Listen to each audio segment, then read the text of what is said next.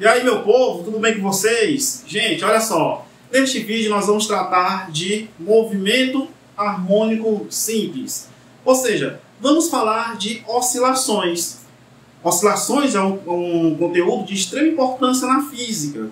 Por quê? Porque basicamente tudo no nosso dia a dia tem a ver com oscilações. O funcionamento desse celular, por exemplo, está relacionado com oscilações. O celular funciona através de ondas eletromagnéticas. Você consegue se comunicar através do seu celular por conta de ondas eletromagnéticas. A luz é uma onda eletromagnética também. A minha voz é uma onda de pressão, certo? A própria matéria, pessoal, na física quântica, ela é tratada como onda. Então a gente pode observar que tudo no mundo está relacionado com oscilações. E aqui nós vamos falar de movimento harmônico simples. O que é esse movimento? Gente, o movimento é harmônico simples.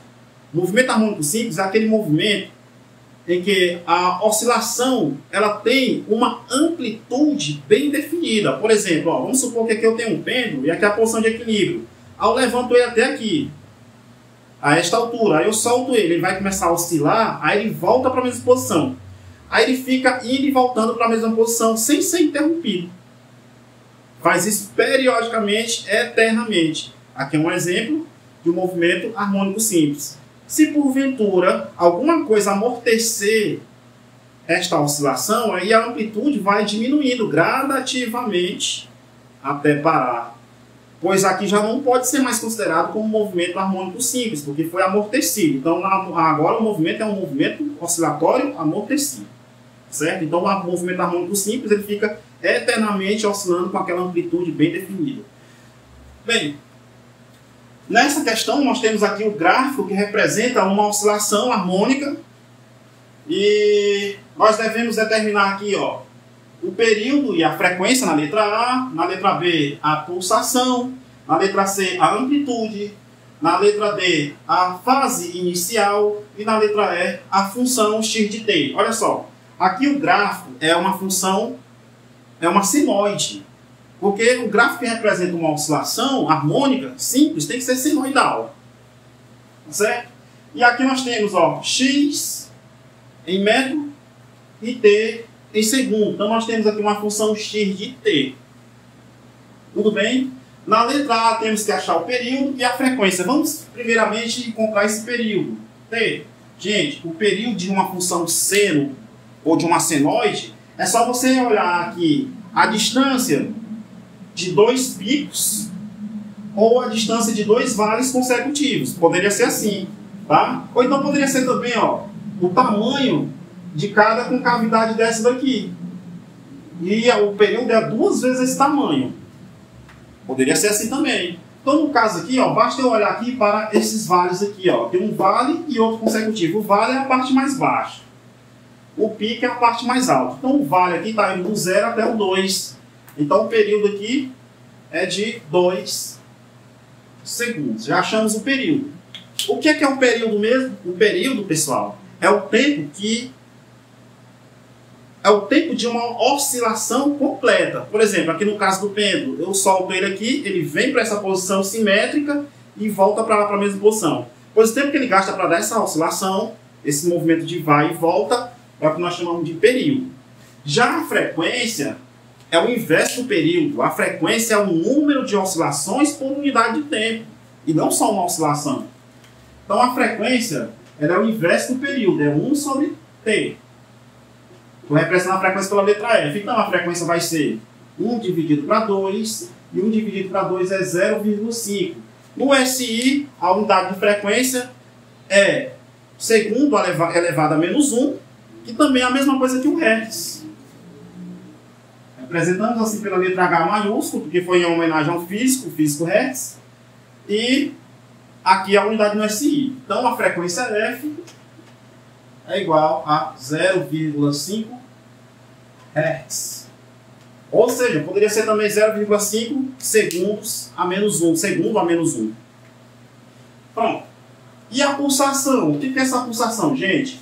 A pulsação é uma velocidade angular que a gente vai representar pela letra ômega. Todo movimento harmônico simples tem associado a ele uma velocidade angular ou uma frequência angular, que também nós chamamos de pulsação. E essa frequência angular ela é dada assim, 2π dividido pelo período t. E claro que tem que ser a unidade é rad por segundo, porque trabalhando no SI, o ângulo é dado em radianos, o tempo em segundos. E observe que isso aqui é coerente, porque 2π é o ângulo de uma volta. 2π radianos é o ângulo de uma volta, ou de um ciclo, e o tempo de um ciclo é o período. Então, neste caso, a velocidade angular vai ser 2π dividido pelo período, que é 2, e a unidade é rad por segundo. Então, essa velocidade angular ela é igual a, dividindo 2 para 2 dá 1, fica só o π, vai ficar π rad por segundo. Então, a pulsação aqui é o ômega, que é igual a π vezes o rad, π rad por segundo. Na letra na letra C, devemos achar a amplitude do movimento. Gente, a amplitude do movimento é exatamente essas posições aqui. Sai da posição de equilíbrio, vem para cá, para essa posição A, e aí ele vai ficar oscilando em posições simétricas, de menos A a A, de menos A a A. Que aqui no gráfico, a gente interpreta como sendo a altura de uma concavidade dessa daqui. No caso aqui, vai ser 4. Aqui, a altura dessa concavidade é 4. Poderia ser aqui embaixo também, menos 4. Essa amplitude eu vou representar pela letra A minúscula. Vai dar 4 metros. E a amplitude do movimento. E agora nós queremos também a fase inicial. A fase inicial, para você achar, você tem que primeiro perceber que tipo de função pode representar esse gráfico.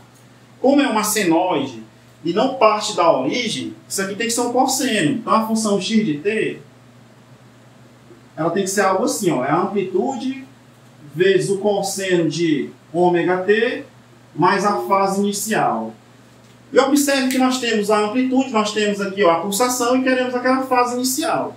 Então eu posso reescrever aquela função assim, x de t é igual a 4 vezes o cosseno de π vezes t mais a fase inicial, φ zero. Eu já tinha o ômega, tinha o A. A função fica assim. Agora, para me achar aquele φ zero, que é a fase inicial, eu posso aplicar aqui neste ponto, por exemplo, está mais fácil. Quando o t for zero, o x vai ser menos 4. Então, o que vai acontecer? Menos 4 é igual a 4 vezes o cosseno de... Aí aqui vai zerar, porque eu vou trocar o t por zero. Ficar 0 vezes π, 0, mais aquela fase inicial, φ zero. Dividindo aqui ambos os membros por 4, o cosseno de φ é igual a menos 1. Gente, na primeira volta, qual ângulo tem o cosseno igual a menos 1? É o ângulo de 180 graus, ou em radianos, ou o ângulo de π radianos, né? Então a fase inicial, φ zero, é π radianos. Tá aí. E agora, para acharmos a função, fica fácil. Por quê? Porque eu já tenho todos os parâmetros aqui, é só completar. Olha só, a função x de t ela é igual a 4 vezes o cosseno, o ômega, tá lá, né? Já botou, π vezes t, mais a fase inicial, que é π. Pronto. Então aqui é a função que descreve este gráfico aqui para vocês. Questão muito boa.